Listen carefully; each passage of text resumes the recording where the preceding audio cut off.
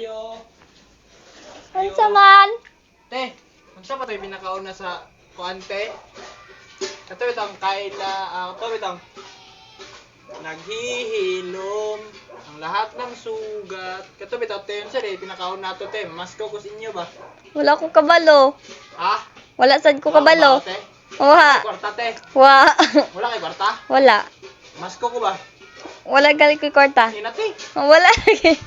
Wala kay kwarta nimo? Wala.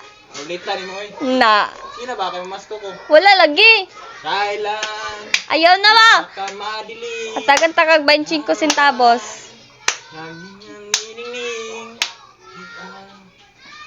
maliwanag na ito nasa ating lahat.